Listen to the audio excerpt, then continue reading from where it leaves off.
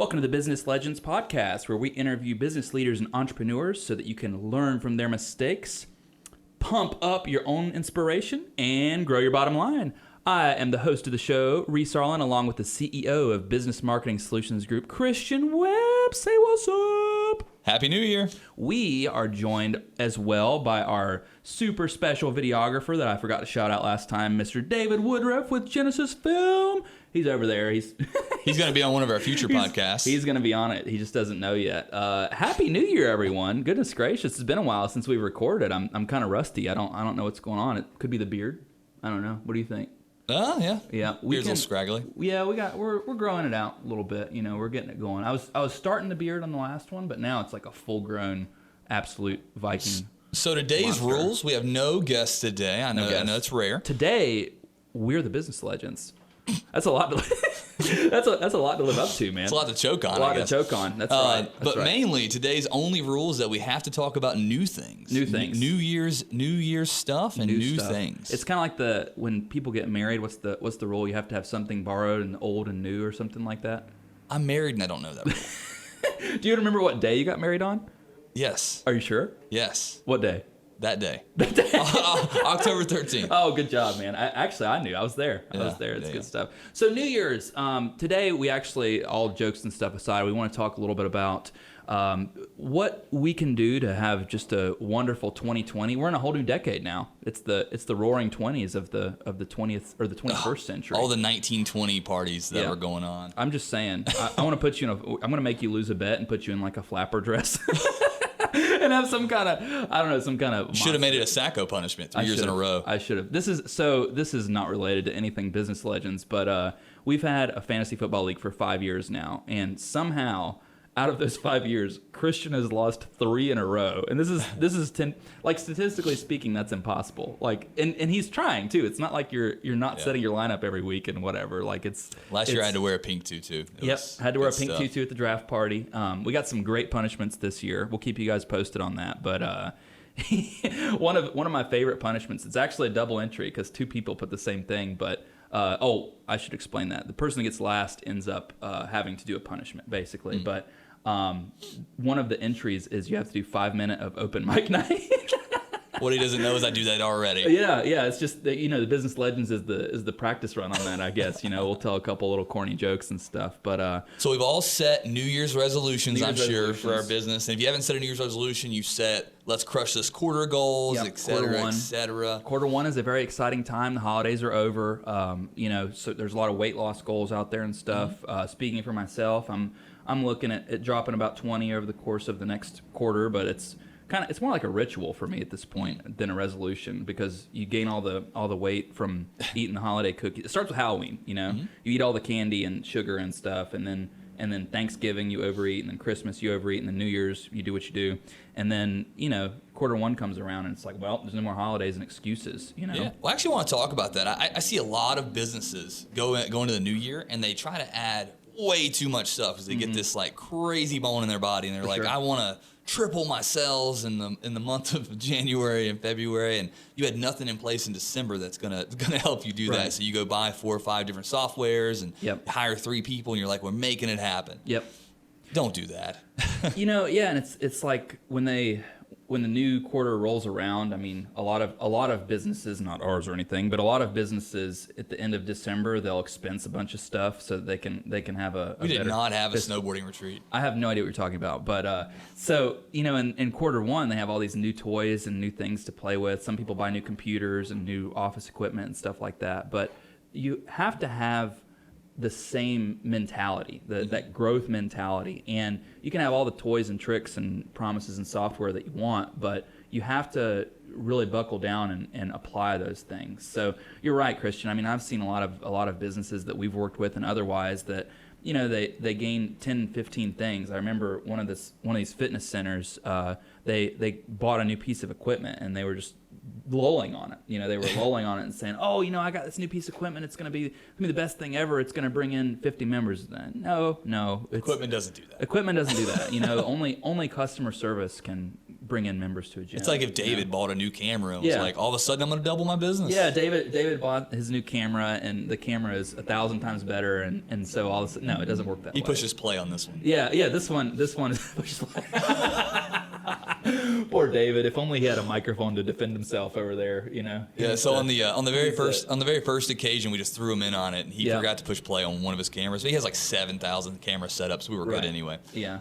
But we've been giving him crap about it for like 4 months. Yeah, but that's a 2019 joke. We need to come up with 2020 joke. Here's my 2020 jokes. You guys It's literally been 2 days. need to stop matching. Like it's ridiculous. Every single day you guys wear the same flannel, and it drives me insane. Every Like, single day you wear the same shirt. We don't fuss you about it. It is what it is. And I got this weird like soap or snot. At least we know you brush your teeth because it's on your shirt. That's probably what it is. That's I don't know, man. It's gross though, but it is what it is. Hopefully. How high res is this camera over here? This new camera, David. Is this gonna be a problem in the long term? So let's talk about setting goals and actually talk about something relevant and enjoyable for our listeners out there. Setting goals and capitalizing on the new quarter. I always thought about New Year's resolutions. A lot of you guys know that Christian and I were personal trainers in a past life, so I always use whatever I can to apply momentum. And for a lot of people, I mean, I hate the New Year, New Me crap, but by the same token, if something's going to give you any momentum, whether it's January, quarter one, 6 months out to summer, or whatever it happens to be, I'm all for that. I'm all for having momentum built, and whatever you can use. Maybe some of you want to look good by Valentine's Day or something like that. I mean, whatever it takes, whatever you can use it to propel yourself forward. One thing that Christian and I have done, Christian and I have done this for a decade now, through the 2010s, not the Roaring 20s yet, but one of the things that him and I are super large on is having an accountability partner. Mm-hmm. And so that's one of those things. I recently read a statistic. Out of all New Year's resolutions, 80% of them fail, and 80% of them fail by February.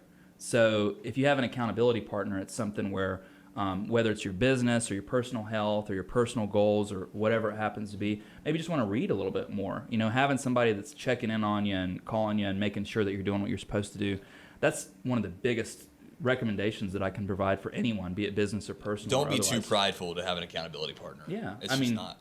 But a lot of people look at goals the wrong way. Like, for example, we're in our almost our third year now, and if we said we want to double our sales for next year, then that's a goal, right? But that goal has a whole bunch of little micro points that you have to then put down on paper. Like, so we want to double our sales. So what do we need to do to make that happen? We need to add X, Y, Z. We need to do point. We need to add this. We need to do this extra. Yep. Like, there's all these other things that we have to set goal-wise for every week to hit this new crazy goal. Yep. Because there's no way you're going to sell 100,000 and then next year you want to sell 200,000 and you didn't change anything. Right. The goal doesn't do anything for you. Yeah. I think about it the same way. I think about, let's take, just for an example, my personal weight loss goal or whatever. I weigh about 209 right now, and I want to get down to 195 by March 1, right? And so that's the overall goal. But there's many things that step in between of that. I have to have my diet correct. I have to have my exercise regimen correct. I have to deny myself sweets and alcohol and whatever else. Those exact same things translate into business. Yeah, and so when it comes to business, I like to think about the processes. So let's say you want to double your monthly sales by 2021 or whatever. Double your monthly sales. So what does that entail? Well, first and foremost is time management. So if you find a way to systemize and itemize your time so that you can prioritize. You have to use your prime time correctly. Prime time. Oh God. Oh, and Reese's blood pressure rises. Please tell the prime time story. We've told it like 6 times, but I'll tell it again today. Okay, fine. So prime time is basically the best time of the day to meet your new customers. So if your goal is to double your business, you should not be in your office doing operational stuff at 10 a.m. when you could be out there meeting new customers that are going to push towards that new sales goals of yours. Prime time, because you can do that operational stuff at 6. Yeah, but 7, with that being 7 said, a.m. the prime time story is that in our office, he bought everybody in the office a customizable Staples button that they're except for Reese. Reese did not get one. Yeah, except for me. Oh, David doesn't have one yet. David doesn't have one yet. David's going to get one soon, I'm sure. I'm sure you'll do whatever you possibly can to torture. His will be like This will be like Bob Marley prime time. Hey man, it's prime time. Whatever the super casual prime time. We're trying to get David to laugh on camera behind the scenes or There's whatever. no camera on. Yeah, we need to get something. I don't know. He can turn on his own mic. just jump in here and have a good old time with us. But so when it comes to setting goals, managing the macro goal, managing the micro goal, time management, managing prime time, these are the topics that we've discussed so far. Another thing that I'd like to discuss is managing your time effectively. So one of the things, this guy that I know, his name's Joe Rickey. I promise you he doesn't mind me telling you that. He's a great guy. He actually leads our chapter in this networking group that I'm in. But one of the things that he does is makes his time very intentional. And so if there's somebody that he wants to meet with and somebody else that he thinks is going to be good for them, he'll have a lunch meeting with 4 people and just have that round table communicative type of environment so that everybody's meeting everybody, and he's using his time effectively like that. Jordan Flair is another who was a guest in week 7 or something like that, but he's a master of doing that. I mean, he always has lunch with somebody that is good to develop a new relationship with or something like that. So you can't undermine the importance of effectively managing and being proactive with your time, Another thing that I'd like to discuss is processes. So just like Christian said, I mean, if you're stuck doing something operational at 10 a.m., you're denying yourself the opportunity to do other things at 10 a.m. So, there's always times where you can have important things to do on the computer or whatever else. But if you can do those in a block where you can't be growing your business, then that's probably the correct time. And the lesson of prime time. We're going to make it into a fairy tale here eventually. Sooner or later, I'm going to do a speech in front of 10,000 people about prime time. I hope you do. If that ever happens, my head will explode. Your brain will explode. Explosion. It'll just be just absolute. It'd be absolutely great. Yeah. So here's something random. I took my blood pressure on Christmas Day, which is a pretty high stress day in the Arlen household because we got a whole bunch of crazy people running in and out and children opening presents and running around the house and stuff. And my blood pressure was actually 110/70. So my blood pressure is low, which to me, that doesn't make any sense whatsoever. Like I thought that the cuff had to be wrong or something, but... That cuff would have to be broken. Yeah, it'd have to be broken. Because on a daily, I've got to be like 180/120 or something. All right. Well, let's talk about a couple new marketing trends coming into 2020. A lot of stuff. There's geo-targeting is one. Geo-targeting's big for sure. So... the ability to target people that exist in a certain location is becoming wider spread. It's something. Let's hit that with a broader stroke, though. I think super targeting is becoming huge. Absolutely, yeah. I almost think the random targeting is going to completely die out because people don't like seeing stuff like that. I would say I'm not pushing back because I understand your point, but I would say it depends on the industry. So if you're doing something like Coke, for example, random targeting's fine. Right. But so, like for any other business, like think about if you don't have a plumbing issue and you see a plumbing brand, it's wasted. It's not wasted, but it's not completely good, right? Yeah. But if you just looked up something about plumbing, then all of a sudden you get an ad for it. Right. That's super targeting. Yeah. And the best use of budget. Yeah, absolutely. I really like something that we've been doing a lot lately with a lot of our people is retargeting too. Oh, yeah. And so an example of this... It's not a new thing, but it's definitely a good thing. It's not new, but it's definitely getting better, man. Yeah. The 2 examples that I can think of off the top of my head, one was where we went into that building. We were looking at office space, and I don't remember the name WeWorks. It was like a WeWorks building, but it was called No, it was else. WeWorks that remarketed to us. Yep. But it was in the B of A building. Oh God, it's the whatever. It's another shared office space. Yeah, shared office space. That's all you need to know. And literally, as soon as we walked out of the building, we both got like 15 different we did. I was on Facebook and WeWorks hit us like WeWorks, boom, and just whatever else. But one of the other ones that I really like was I was looking for new snowboarding goggles.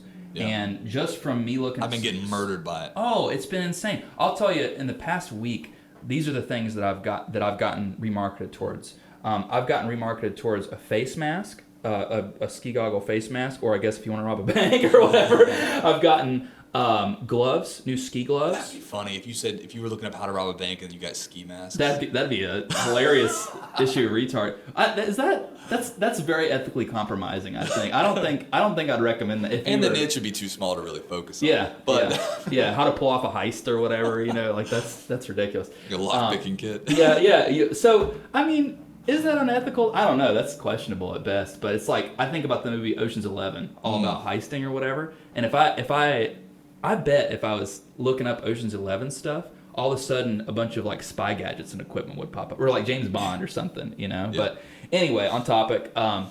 So I mean, remarketing is one of the absolute biggest things that you can possibly do. I was just discussing with this realtor down in South Charlotte, the effects and benefits of it. I mean, number one, it costs far less to retarget towards people that are automatically or already, I should say, interested in your stuff.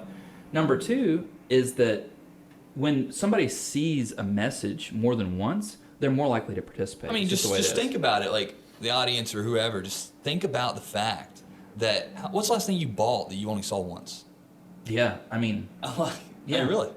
And like Dave, what about your camera? When you first bought it, did you see it once or did you see it a whole bunch of times? Multiple. Yeah. Multiple. He said multiple. He said multiple yeah. He didn't have his mic going. Yeah, he's gonna have his mic. Next time we do one without somebody to interview, I think David should be. David's just gonna participate in our nonsense. Yeah, it'll be a little three-way go because you haven't done anything with your camera, so I think you're more. Yeah, he's gonna be good to go. You'll be able to press the button to turn the mic on and off or whatever, the good stuff. Poor David. David has to put up with us on a daily, but I think we keep his life interesting. just whatever that we can. But back to remarketing, having that message, actually, once again, Jordan just shared something. He was talking about the way that consumerism typically operates these days is that people will see something they like and they won't immediately make a choice to purchase it. I mean, think about you and your snowboard. Yeah. You're looking at snowboards right now, and typically speaking, most of the consumer strategy these days is they're exposed to something that they like, and then they wait for a little while to see if they still like it or not. A shout out to Curated. I just went through the coolest sales process I've ever seen in my entire life. So what did they do? I know you kind of told me. Yeah, so this is actually another thing in 2020, right? So it's more. This is on the transparency side of how where marketing is going for 2020. But basically, I reached out to Curated.com. It was like a 6-page funnel, which I'm used to. That's not new. But it was good questions. And the start said, we're going to get you connected with a professional snowboarder because I was looking at snowboarding equipment, right? So then after I go through this 6-page thing, all of a sudden it's like, oh, we don't have a snowboarder available right now. I have one available by 9:30 in the morning. Right. And then 2 hours later, I got a message by this guy named Alex V. And he's gotten it says he's rode like 40,000 slopes or something. Oh, wow. And it said he's replied to like 50,000 messages. And now I'm in a live chat with this guy. Wow. He's showing me snowboards. He's dropping me boot images. He's dropping me strap images. He's showing me all this cool stuff. And then when I leave the website, it follows me to text message because of how I signed up for it. So he's still talking to me. And it's not like salesy stuff. It's like he's asking me questions. I'm answering questions. I'm asking questions. He's answering it. I've got probably 40 messages with this guy. I know his life story now. Even if I don't buy today, I was able to 100% buy from him when I buy. Yeah. And that's how cool this sales process was. I think we're going to see that a lot. I think that trend is going to continue. I mean, the software is very easy to I see a lot of with. people try to do it. That's the first time I've seen it done right. Yeah, and I mean, that sounds like a perfect and flawless system. It really was.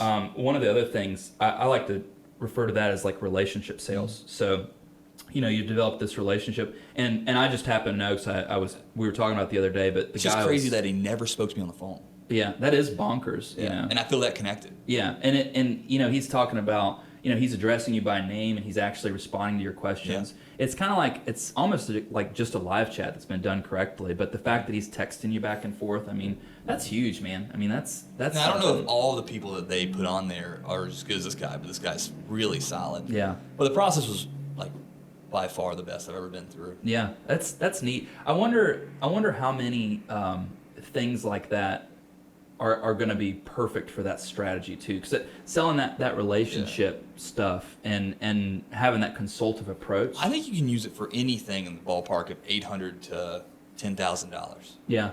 Maybe $7,500. Yeah. Because I would have went through the same process for $3,000 worth of snowboard equipment. Yeah. I mean, I wouldn't have switched the process. Right. That's a good point. Yeah. And the other thing is that when you're actually talking to somebody, I mean, it's almost like it's digitizing what brick and mortars have done for us in the past. Because you go into a store, you go into Sun and Ski Sports or whatever, and these guys will tell you at least their opinion on what's this and that and the other. But you're doing this in a digital format through this ClickFunnels. Shoot, we might even try it for us. Yeah, I mean, it's like, hey, we're going to introduce you to a professional marketer. Fill out these questions so we know you better. Yeah, and introduce live chat. Yeah, and then what exactly are your goals? What are you looking for? And like I could see that being done correctly. Right now, we have a really cool bot. But I could see it being done way better than what we do currently. Oh yeah, for sure. On the live chat side, and I think that's going to be a huge push in 2020 is live chat. Yeah, live chat and consultative approaches to sales. I think. And the AI chat bots. I think the AI chat bots are a fad though. I think those are going to get cool and then die really fast. I don't know, man. I mean, it's kind of like because I compare the AI chat bots to like the YouTube ads that you see, like when you're watching a video. I mean, you do it all the time, but like when you're watching a video and then in the middle of the video, there's like this 30-second thing or whatever. And I can honestly tell you that most of those YouTube ads that happen in between videos, the only thing that's ever really worked on us has been like cell phone games. Like I can't think of anything else that's really worked well with that stuff. I mean, you're allowed to place yourself. So if you're a fitness center or something, you can place yourself on fitness channels. But even still, I mean, speaking for my own consumerism, outside of cell phone games, which are just a matter of clicking a button and then installing and trying them out and deleting them or whatever, I can't really think of a situation where that form of marketing has really taken off. And as a matter of fact, I mean, with YouTube ads cost cents on the dollar compared to regular search ads and stuff like that. It's probably why. Yeah, because they don't really convert as well. And people, now they are good for branding. Yeah. The people that are looking around your topic sees your brand. It's positive. But the fact that you can, so two things. I mean, people hate commercials. And the fact that you can skip ads. I almost don't even like running the ones that actually take up the page. When you take up the video, I mean, you're just making them mad at that point. Yeah. You stopped the cat from hitting the... Right. You stop the funny Siberian Husky video or whatever, Come on, man. Yeah, it's like it's interrupting their entertainment. The banner, though, I don't mind. Yeah. It's just I don't think it gets clicked on as much as branding. Yeah. Well, the banners display stuff, but I'm talking specifically about the interfering YouTube ads and stuff. I kind of think those will start to die. And the same thing is true of AI chatbots. You're browsing by your own volition, looking at this website. Let's go back to your snowboarding example. You're looking at different snowboard bindings and boots and whatever, and then all of a sudden you see an AI chatbot, and this chatbot is like, it's like, hey, how can I help you or whatever, and you're just like, go away. That's the instinct. It's not, hey, I would like to talk Currently, to we run chatbots and it works, but I think they're going to die. Yeah. Dude. I do see it in one spot though, and it's already there.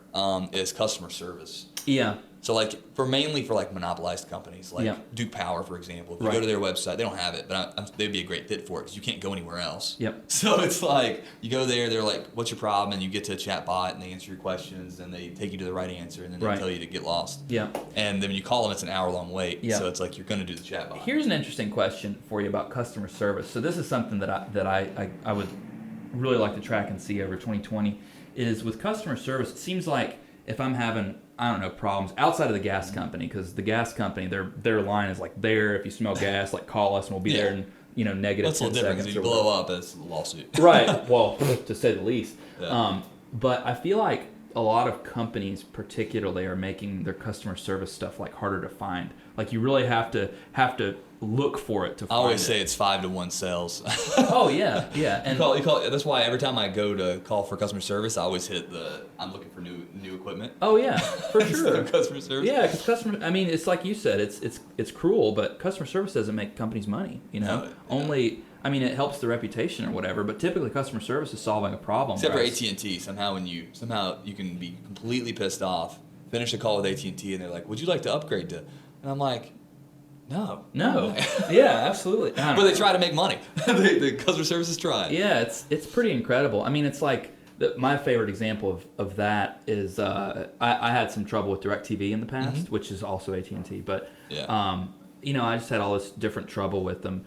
Something about they were trying to keep me on a contract for several years or something like that. I don't remember the exact details, but towards the end of the call, they were like, "Oh, well, how about if we do this or that, or how about if we do this?" And you're sitting there thinking in the back of your mind, and you're like, why didn't you just do this in the first place? You know, like it's just like when your cable bill goes up $40 a month or whatever. It's like why are they able to increase your bill by that much and you just take it on the head? You know? Yeah, I don't know. I don't know. We'll never do that to our customers. Never, never, never. So marketing trends. We've discussed video ads. Voice SEO is another big one. Voice SEO, yes. Yeah, so it was already becoming big. Yeah. It's predicted to be like 60 to 70% of searches by the end of 2021. Oh yeah. So I see that having a huge on ramp in 2020. For sure. And I mean, it already is there. Like you found you put our customers on multiple directories where it helps them get up on voice SEO already. Yeah. Whether that's super relevant now, but it will be. They'll be thanking you when it is relevant. Yeah. Here's a super tip for everybody listening that has a business. So when it comes to voice SEO and particularly like finding your business or whatever. Some of the major directories, like Yelp is one. Yeah. Apple has their own. So if you actually have to go into Apple Maps, but Apple pulls stuff from Yelp and then Google My Business. Those different things. You know, if you're saying, hey, looking for a digital marketing company near me or whatever, you have to make sure that those directories are correct in order to get your voice SEO registered. And here is where blog content, podcast and readable blog content comes in handy. Yep. Because voice SEO is not all about like find me a digital marketing company. It's going to be this guy. I'm sitting in my office. I'm the VP of sales, and I'm like, how in the world do I increase my sales? Siri or Google, pick me the best blog about how to do digital marketing in 2020. Yep. And then it's going to go, oh, you have 4 blogs to choose from, blank, blank, blank, blank. If you don't have content out there, you're done. Yep. Voice SEO is not going to register for you unless somebody asks for your business. Yep. Yeah. Because you're not going to be top 3 because you don't even have SEO anyway. You just triggered my mind too. I'll tell you one thing that I guarantee we're going to see the shift in 2020 and the future is review marketing is going to be enormous. Oh, yes. Because every time, because I was just looking at snow skis or something. That'll help voice SEO come up. Yep.